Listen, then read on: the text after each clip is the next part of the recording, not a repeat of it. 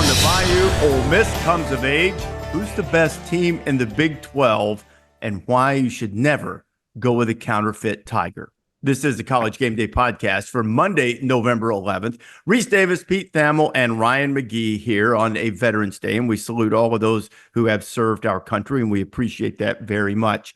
Want to remind you also that you can download our podcast wherever you prefer to get your podcast, or better yet, subscribe and never miss a single second of our delightful insights and amusing meanderings from time to time. Gentlemen, we had a great morning in Baton Rouge for College Game Day, and then this whole idea of the new 12-team playoff giving us a bit of a taste of what college football has always had, and that is a be-all, end-all regular season game where dreams go to die. And that is what happened in Tiger Stadium on Saturday night, one of the places where you had an elimination game. You had other games across the country where all of a sudden the entire playoff picture is shifted because of one result, most notably in the ACC with Georgia Tech beating Miami. All of a sudden, Colorado might be, if not the best team in the Big 12, the most equipped, the one most difficult to beat because of their weapons. And through it all, you have people trying to navigate their way into this 12-team field. So let's start in the SEC with both what happened in Baton Rouge and with what happened in Oxford. And, you know, I'm going to tear a rotator cuff, patting Game Day on the back. One of the things when you do this show for a while that you start rooting for, Pete always says that we don't root for teams. We root for good games. We root for stories. All of that is true. What I start finding myself rooting for on Saturday afternoon is things that we have highlighted on the show to become a factor. Now, whether that means they win, lose, whatever, I want them to become a factor. Exhibit A and the other Exhibit A on Saturday was we did the Nick Saban film room that he and I went into the LSU facility and did on the Ole Miss defensive front and how that had been constructed and motivated because they were bullied by Georgia in Athens last year. That became a major storyline. And the other one that Nick and Kirk did at the board was were the two quarterbacks in the Alabama LSU game. And specifically, even from the start of the show, we highlighted Jalen Milroe's ability to run and LSU's inability to stop quarterback run. All of those things came to fruition. Now, are we going to miss some weeks? Of course we are, because these games are wacky. Did you watch the Oklahoma-Missouri game? Weird stuff happens sometimes. But when it lines up, and what we've talked about, win or lose, right or wrong, it becomes a factor. That part of it's really fun. And certainly, let's start in Baton Rouge, Pete. That was the factor in the game, was LSU's inability to contain Jalen Milroe on the ground. Yeah, it was really fascinating and jarring, Rece, to see LSU lose that way at home at night, right? Like, you watch the first half and, you know, final possession of the second quarter, you're like, okay, they score here. It's a one-possession game. They're down 21-13, and they can kind of go, like, in all the times that LSU could have sort of countered and made it a game, they couldn't. And as that all was happening, they just continued to refuse to tackle Jalen Milroe. And I did a scouting report on Alabama earlier in the year, and a coach or a scout, I can't remember which, kind of used a phrase that caught my ear. They said, Jalen Milroe is the most difficult player to tackle in college football. And as I just watched him sort of sashay up and down the field at Tiger Stadium in a way that few rarely do, I was just like, yeah, that guy's a hard guy to tackle. You had made the comment, I believe, in the podcast last week, Rece, that he had appeared in recent weeks to be a reluctant runner. Is that fair? I'm paraphrasing you, but no, 100. I use that phrase, reluctant runner. Yes. And, you know, please continue and I'll tell you why. No, why, and I just say this, like, I think sometimes as fans, and this is not a criticism of you, he was a reluctant runner. We underestimate dudes just going through it, right? Like, I just wonder if Jalen Milroe is banged up, as he should be, playing major college football and running in a way few in the position do. But to me, he looked sharp. He looked healthy. He looked confident.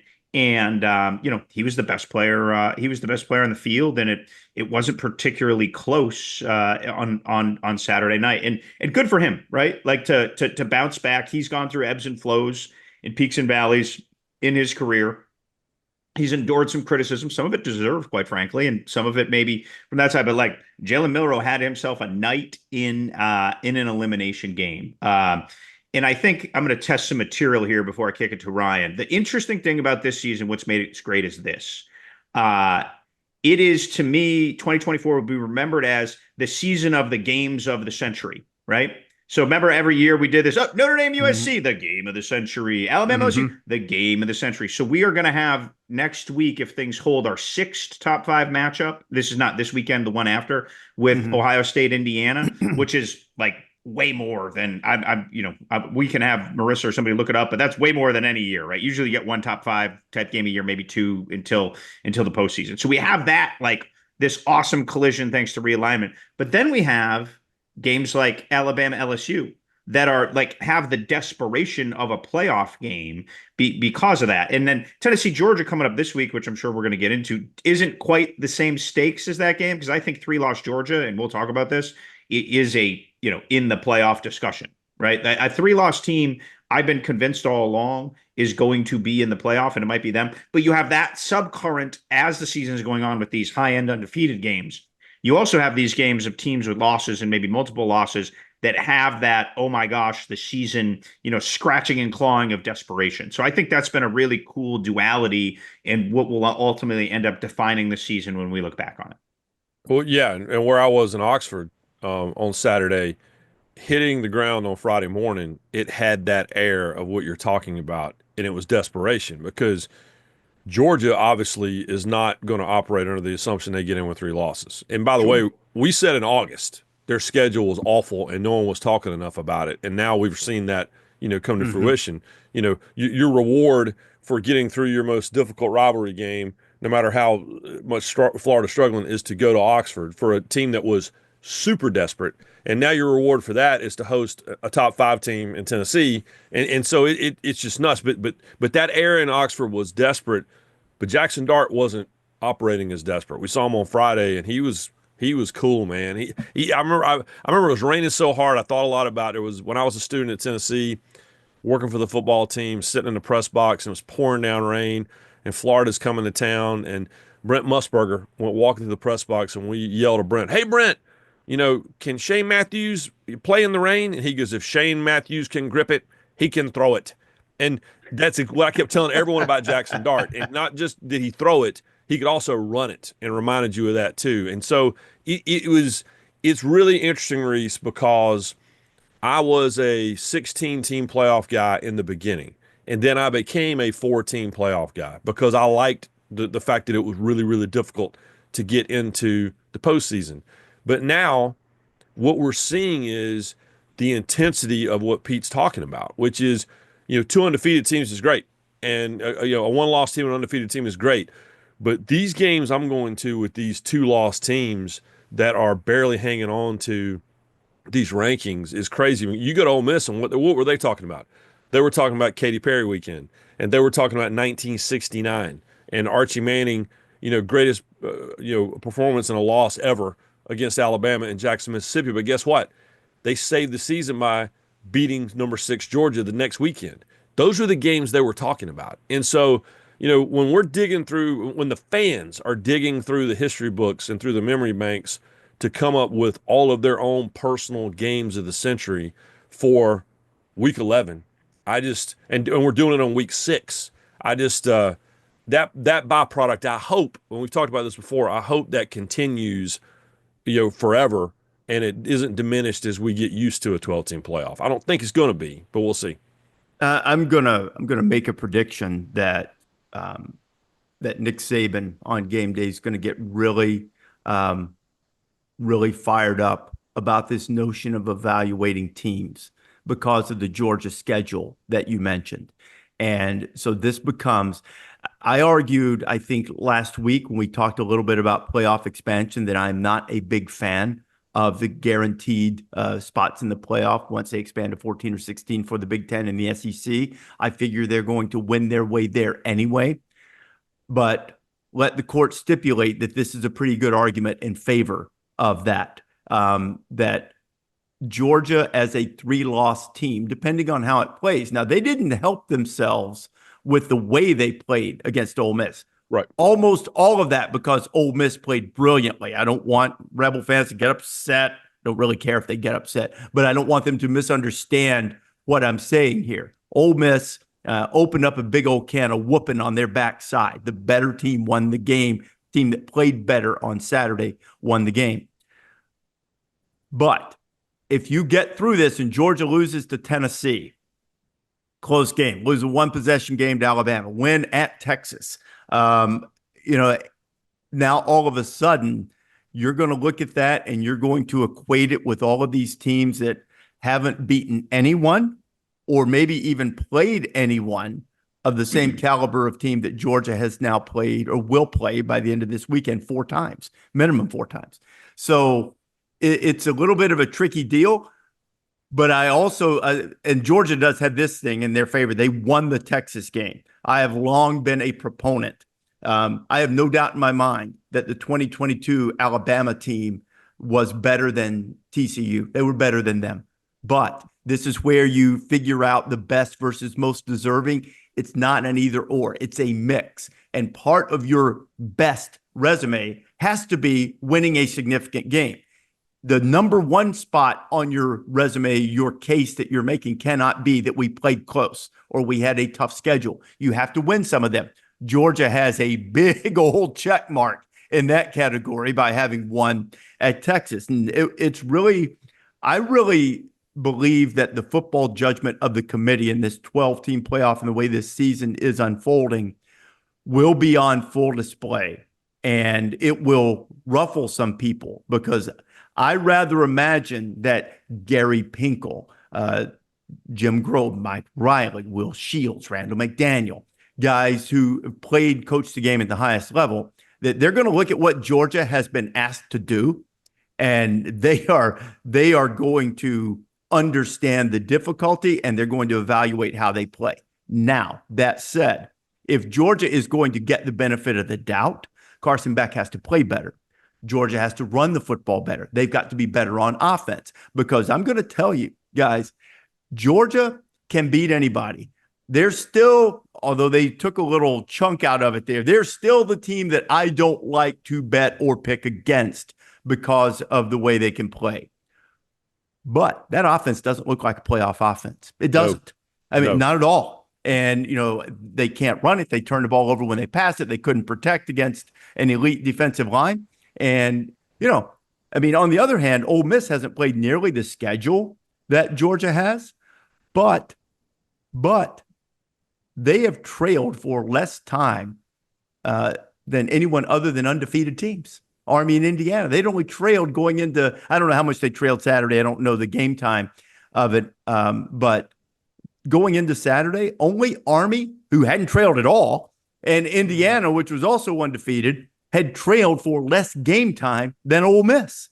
And, Ole Miss is a team that I thought was going to be a playoff team in the beginning. They looked the part right now, and now we get to see if they can finish the deal. But what I'm really hoping for is that 7-way tie among 2 lost teams behind whoever wins the Texas A&M game. But what would be even better is if one of those teams somehow fell to somebody they're not supposed to, and they all wind up with 2 losses. That would be awesome.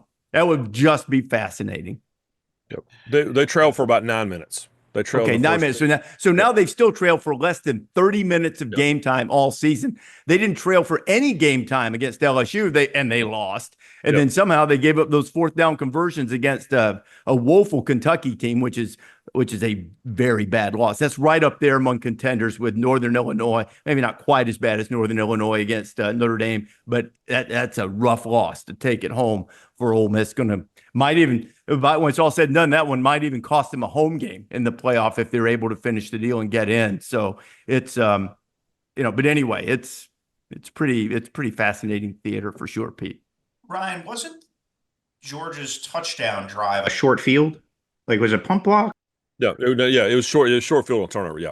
Yeah, a turnover. Yeah, I do. It was early, and I was kind of flipping games, and I remember being like, "Oh, this couldn't have started any worse." Ole Miss turned the ball over. Georgia marched in, Yep. and that was it.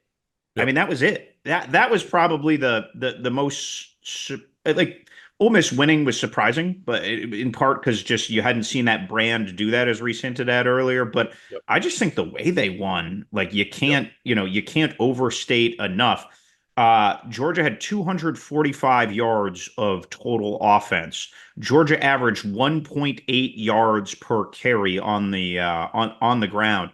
A lot of people, myself included, noted observer of offensive and defensive line play as the season has shown, thought that Georgia might have one of the best offensive lines in the country Yep. going in. If you looked Yep. at the talent, now they didn't have like your Jonathan Ogden at left tackle who was going to be a pick, but they had a lot of big, productive dudes who were going to go on to be NFL players, and that unit hasn't come together. Tate Ratledge came back for the cocktail party, who's Georgia's star guard and probably their best offensive lineman. He hasn't played well. Like it just, I don't know if it's the tightrope or being a little out of shape as big guys can do or what it is, but that unit has really struggled. Now, look, Carson Beck struggles are what they are, but usually the quarterback struggles are a symptom of other issues too, and those other issues have happened. They've obviously lost two key wide receivers this season to off-field issues. So when you start to unwind, peel back the onion a little bit on Georgia, Beck certainly deserves a lion's share of the blame, as a quarterback will. But there are a bunch of other issues that that have beset them that have turned that offense into a very pedestrian unit. This just into the College Game Day podcast. Update and breaking news from our great researcher, Marissa Dowling, to Pete's point earlier. Pete, Indiana, Ohio State, if it is in fact matchup number 5 between top 5 teams of the season, will be, we've had 4 this year, will still be too short of the single season record in the poll era, which was 7 set in 1996. We will continue to update this story as conditions warrant. Again, Marissa Dowling reporting. Ryan? No, I was just going to say, you mentioned Kentucky, and Ole Miss has lost to Kentucky. Kentucky is the team that exposed that Georgia offensive line. Great point. That's a fair point. Kentucky has really struggled, and the wheels came off, and now they're in can't save the season mode. But they are big and strong up front on defense, and they push that Georgia offensive line around, and they have struggled. I mean, they look like world beaters against Clemson.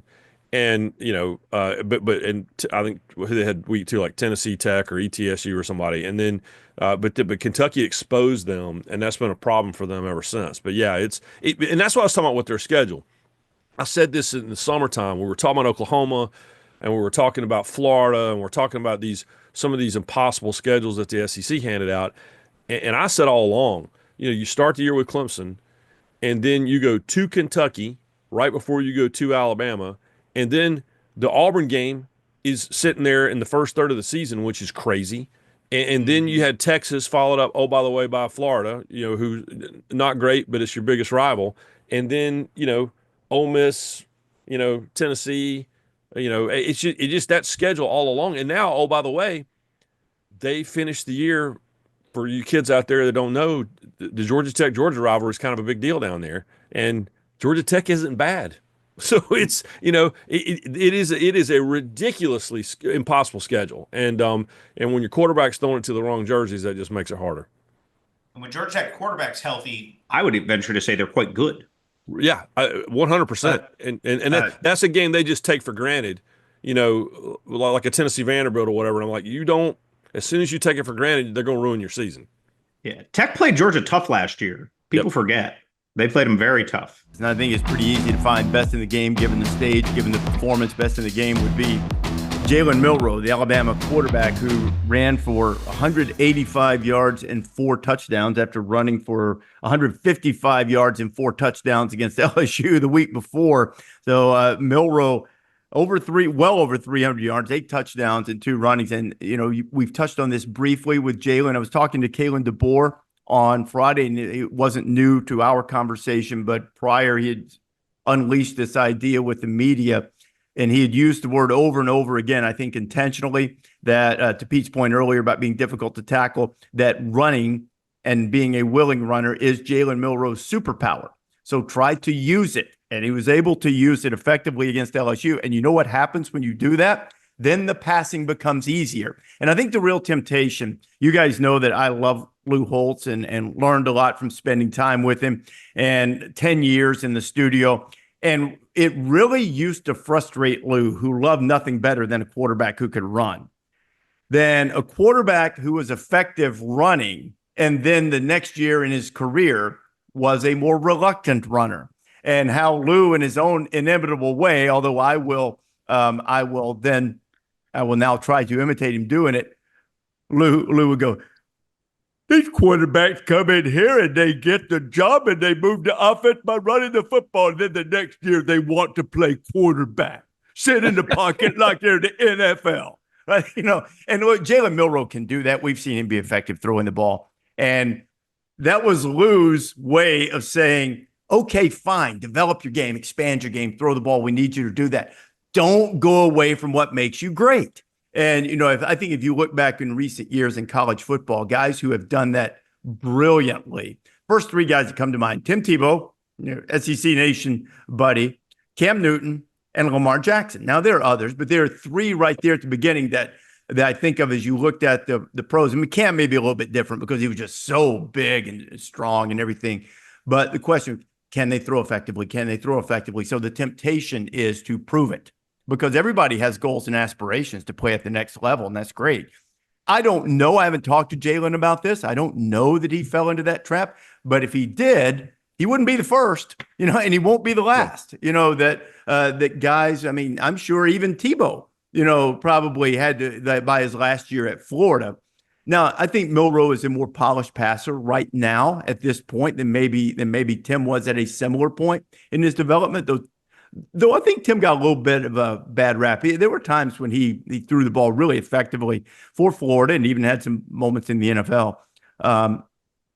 But, don't go away from your superpower. Don't go away from what makes you great because it will allow you to expand in other areas as well. So Jalen Milroe, our best in the game. Did you guys stay up late and watch the Holy War live? Oh, yeah. BYU and Utah? Absolutely not. I was dead asleep on the couch. Sorry. I woke up at 4:30 in Baton Rouge, man. I was tired. It was fantastic. What time did that game culminate? Oh, man, I think I went to bed about 2:00. Now, I dozed too. Thankfully, my son was with me because I saw everything, leading up, saw the penalty, all of that live. And then somehow I dozed unaware, sitting straight up. And he goes, Dad, they're going to try to win it here. I was like, how did they cross midfield? So I missed a couple of plays. I saw the dropped interception. Rece Davis was raised right. Wake Dad up for the winning field goal. He's going to have to talk about that on TV. Yeah, I know. I saw the dropped interception. Which was right after the Hall. Saw the dropped interception, and then all of a sudden BYU was in field goal range, and I was like, I don't know how they got there. I went back and watched, but at the time I didn't. But what great theater, and two issues to get to. Let's start with the most controversial and get it out of the way first. Utah AD Mark Harlan lost his mind afterwards. Got fined what, $40K? Is that what he got fined for? It was $40K, saying he got robbed. Which called to mind, Kirby Smart has said that throwing bottles on the field might have set a precedent for the fans trying to get calls changed, and he proved prophetic there because that's happened a lot of places, and tortillas, but that's always happened in Lubbock. But also Kirby said after that Texas game, they tried to take it from us, or they tried to rob us, or something like that. That might also have set a precedent. There were a couple questionable things along the way, but I got to tell you, Pete, from my eyes, it's defensive holding, man. I mean, it just was. It was unfortunate. It might have been unnecessary, but it just was. And I don't have a problem with the flag.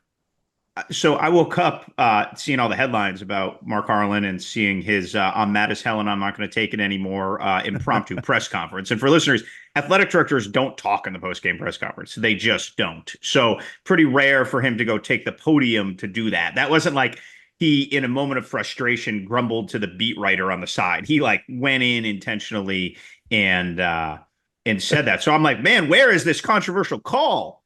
And it wasn't even on Twitter because it wasn't really that controversial, because when I did dig in and finally find it, I mean, It was a hold. Now, it's one of those things where, like, do you call the off-ball foul in the last minute of the basketball game? It maybe had a little bit of that vibe, but was it actually a penalty? Yes, absolutely. Could you have a grumble about it? Sure, but like in no way was that hold, the actual call of the hold, controversial to my watching of it. Like, he held him. He grabbed on. He held on too long, and it was what it was. Retzloff goes down. Reed got to him. There is a flag in the secondary. Defense number 5. Whoa. Automatic first down. Whoa. Yeah, and that's a good call by the officials. Keep an eye at the very top of your screen. Right up here is the matchup. You're going to see Vaughn get a little bit handsy. It's a really good call by the officials.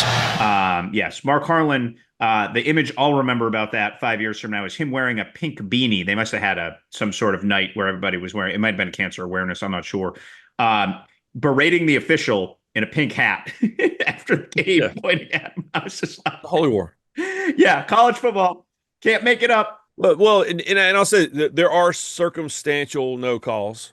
And like a penalty you might have in the first quarter, you might not call, with 2 minutes to go in the last drive. But that being said, there's also, number one, there's no conspiracy going on. Like I always laugh about that part, because that part of it. Now, back in the day, they used to have split crews. So if you had the Clemson, South Carolina game, back then a 6-man crew, you got 3 Southern Independent officials and 3 ACC officials. And where they go to a bowl game might depend on who wins the game. That was a mess. Like, there were definite times back in the day. I'm talking about like the 80s. My dad's got stories about, why did this guy just make this call? Well, South Carolina's trying to make a bowl game, and all this, and they're fighting in the locker room at halftime. Wants to go to the Gator Bowl, damn it. Yeah, but those days, that's not how it works anymore, and it's certainly not how it works when it's within your own conference. It's just not. I mean, the officials just don't care. People don't want to believe that. But the other part too is, and I tell people this all the time, there are also penalties that happen late in games that a player has been warned about 10 times. Hey, be careful with that. Hey, be careful about that. Hey, guys, don't. A lot of times you see that with personal fouls. The third time the guys start jawing is when the flag goes out, and they've been told twice, guys, stop. Guys, hey, heads up now. Keep doing this. It's going to be a problem. And so I would love to know the backstory, but yes, by the letter of the law, it was a hold. And oh, by the way, don't drop the interception. I mean, it's not the play that determined the game. Score in the second half. Yeah, no, it's but that's the one they chose. But it's but yeah, it's a hold. A couple of things, Ryan. I don't want to go down this rabbit hole too far. I agree with you. No conspiracies. The officials aren't rooting for him, and they even remove the appearance of impropriety for some of the guys who are recused from calling certain games or whatever. But I do think at last check, the officials are human. They are impacted by the crowd, though this one went against the home crowd. This particular instance probably doesn't measure up to that. But I don't like the idea that what's a penalty in the second quarter isn't in the fourth. And here's the reason I don't like it, because it can also flip the other way. Now let's say, for instance, that he hadn't been warned 10 times. Let's say, for instance, you'd have to go back and watch play-by-play of the game tape. Let's say he didn't do anything significantly different than he did earlier in the game, and it wasn't called. Yep. See, that's where Pete and I had this conversation offline. This is where I don't like the analysis of when we look at the end of a basketball game and you say, you can't make that call in that situation. You have to let the players decide the game. Well, I agree you should let the players decide the game, but part of the players deciding the game doesn't mean you get to tackle the guy trying to shoot. It doesn't mean that you get to body him on a 3-point shot because you want to let the player decide the game. Players decide the game within the context of the rules. Now, if that was, and I'm not accusing the official of making a wrong call there. I've already said I think it was a hold, no problem with the flag coming out.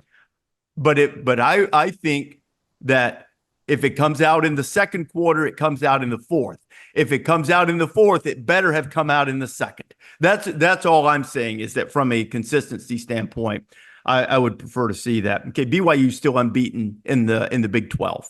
Got a test coming up with Kansas because all of a sudden Kansas has decided they're going to try to spoil everything. They wrecked Iowa State and put 500 yards on them and did it. But as I watch these Big 12 teams, and I know there are holes, Colorado, man, I mean, they've got the dudes that are difference makers. They've got the guy who I think looks like he and Cam Ward right there as the best quarterbacks in the country, Travis Hunter. I mean, the man put a tortilla in his pants, and man's got to eat. In Lubbock. I mean, what else can he do? He plays offense, he plays defense. He wears tortillas as an undergarment. This man can do it all. Cleans up the place. Thanks for picking up. I know it was good. Carry him out, and then Shedeur signed one, which was hilarious. And then to show the star power of those guys, I think Shedeur posed for pictures with the Texas Tech band, who I'm sure they were disappointed to lose,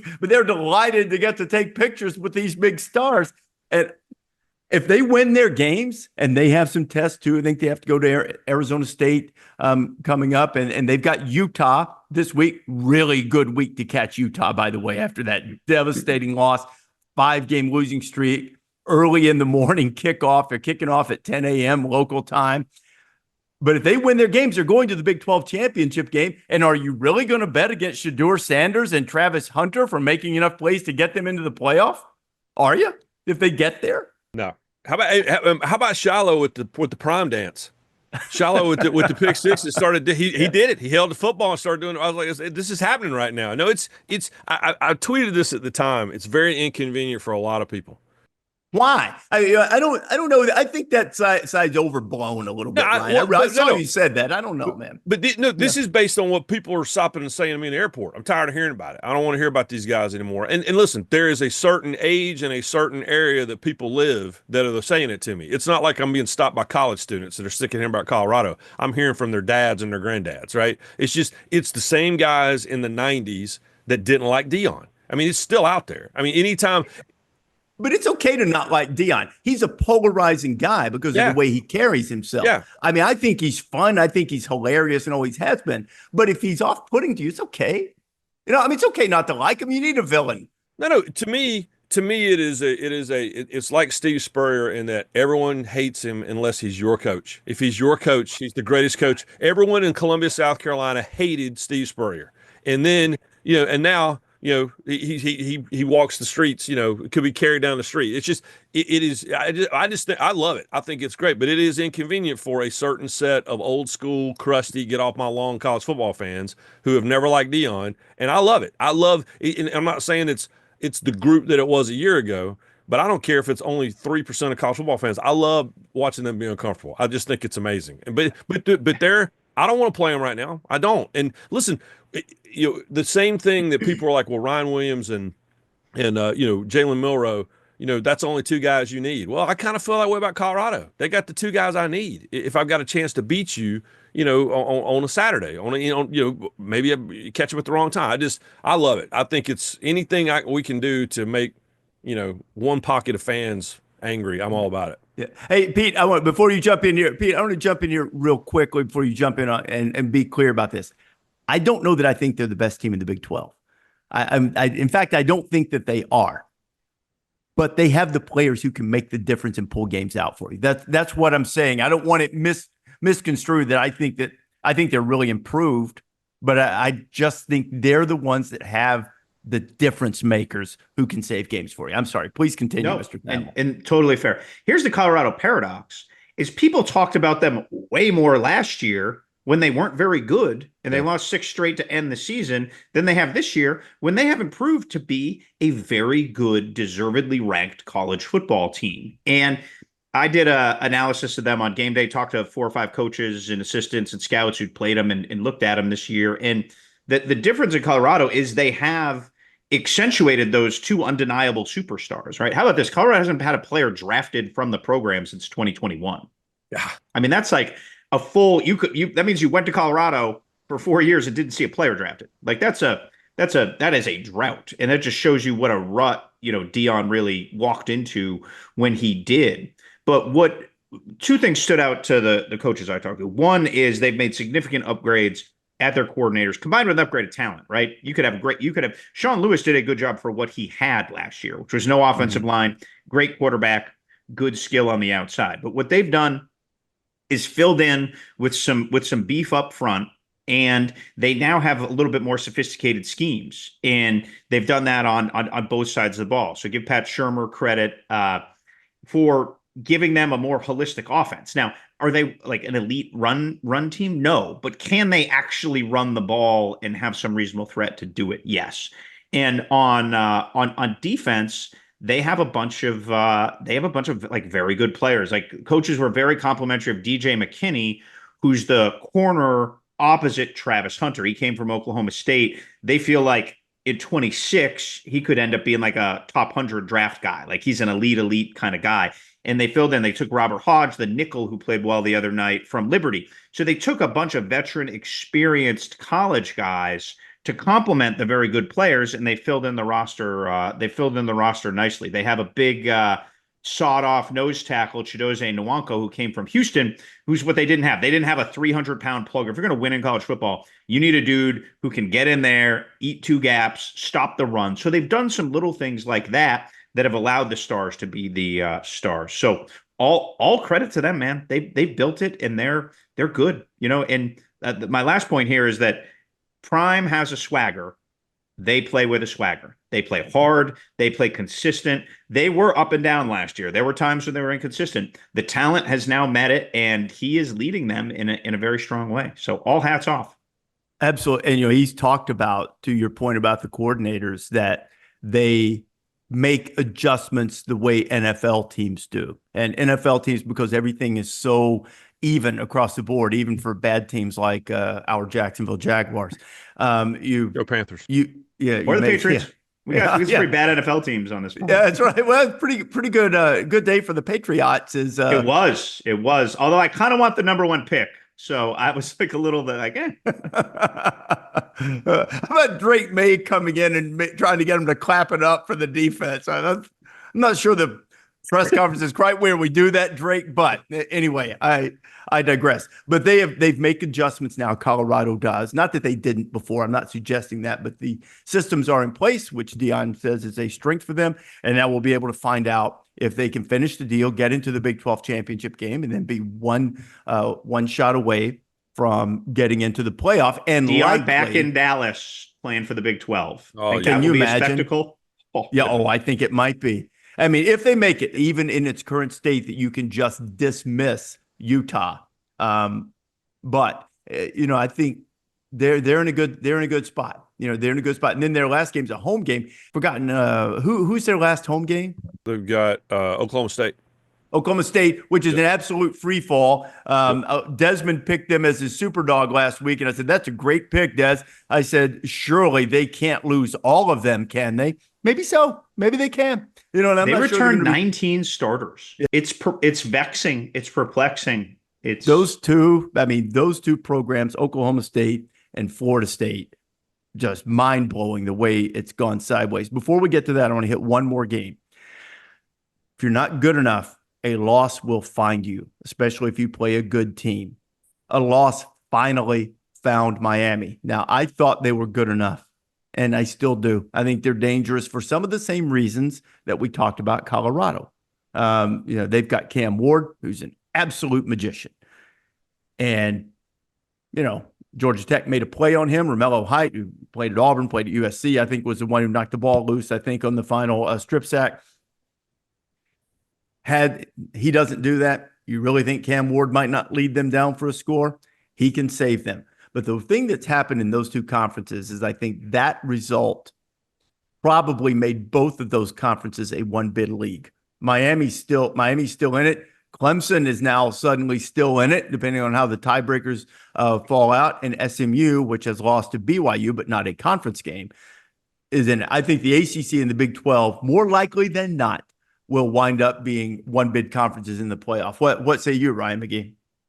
Yeah, no, I agree with that. And I'll say this too, and I'm sitting right here in Charlotte. I mean, a kid that grew up on Tobacco Road, and I remember going to ACC media days, and you got on the escalator, and they had the logos of all the teams, and you're going along, there's Clemson and Georgia Tech and everybody, and then all of a sudden you hit that you hit the Cal logo, that's weird. And then you hit the Stanford logo, and that's odd. And then you get to SMU, you're like, oh yeah, hell, SMU just joined the ACC. Like I feel like all along they were the throw-in. And it was kind of like all the talk was about the Bay Area and it's weird and all, but there sits SMU, and you got Boston College, Virginia, and Cal. SM, and your only loss is to BYU, who can't lose a football game.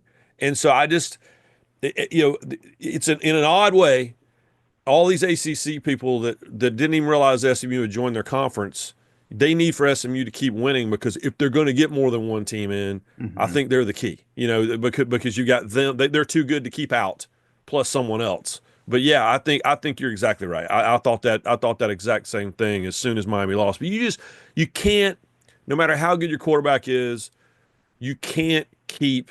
You want to play with fire scarecrow, right? You can't keep doing it. You can't keep. That's old school for you, Rece. You can't keep spotting everyone 10 points and expecting to come back and win. And so it just felt like at some point that was going to run out, and it did. But yeah, all you ACC fans, go Stangs, because that's going to be your best chance to get two in. Yeah, the two-loss ACC. Now, there's an interesting football argument, as you talked about with the committee, Rece, with SMU. They started Preston Stone at quarterback against BYU, played them very difficult. Since Kevin Jennings has become the starter, they're 6-0. But if there's going to be two ACC teams, they'd have to go and then theoretically lose to Miami or Clemson in the ACC title game. It's going to be hard for a two-loss ACC team. The one thing SMU does not have, it just does not have that gladiator victory, right? Right. They have a lot of good wins, and they played really well. I give Rhett Lashley a ton of credit. He did a study of transitioning teams, and this probably isn't like the most interesting thing, but he found, like, from talking to Cincinnati, BYU, when they transitioned to the Big 12, that they were most deficient in depth on the line. So they brought in 20 new players. 13 of them were offensive and defensive linemen. So he actually built them to not have a transition year. All four of the transitioning Big 12 teams stunk last year. They were not good. They were the bottom of the standings. And so give him credit for having the strategic foresight to skip that step on the interior, and then to convince both Preston Stone and Kevin Jennings to stick around. Not easy to do. So, but that said, I'm with you, Rece. It's going to be hard for a two-loss ACC team to be in the conversation with two-loss SEC team. There's just a difference in who they've played. There is. And if that's the difference, it's fine. But I want to point out, if that committee, we've talked about football judgment. I think it's important. We were talking earlier about considering Georgia. If it has 3 losses because of who they've played, how they've played, what do they look like in terms of putting the quote unquote best teams out there? If the committee watches SMU play or Miami play, and they think Cam Ward's the difference in this season in which the margins are so thin, and they think they're one of the 12 best teams, football judgment is fine, because football judgment doesn't just apply to the SEC and the Big Ten. If they think SMU or Miami, if one of those two teams happen not to be a conference champion, put them in. But if you think they're not among the best and you're trying to rely on resume to get them in, that's where it's going to be difficult if you define resume as really significant wins. They've got a really good win against Pittsburgh. They have a solid win against Duke. They will have opportunities for other ones. If you think they're one of the 12 best or one of the 7 at large best, fine. The same standard should be applied, is all I'm saying. The same football judgment standard and the same resume standard, and the attempt to blend those two appropriately. Pete, real quickly, Mike Norvell, blown out at Notre Dame, 1,000-3. Fired both coordinators, both good coaches, both good guys. Got to make some changes. And because at some point you just have to do something, right? I mean, and other coaching carousel news. 1-9, Rece, right? How else can you say it? They're 1-9. They And by the way, at a really interesting moment in time for Florida State, when it has these grand ambitions to jump up leagues, and they are in 17th place. That was jarring. I was looking at a website at their record the other day. They're in 17th place in the ACC. Most people don't even know the ACC has 17 teams, right?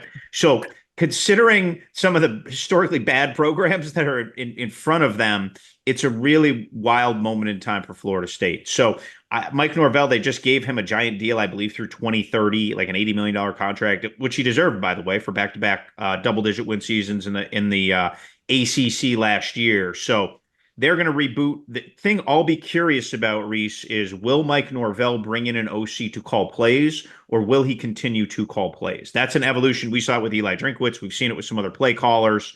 Mike Norvell has always called the plays. Will he step back a little bit and change his focus? I'm not saying he will or he won't, but I think those discussions are happening, and it'll be interesting to see how much the Seminoles change.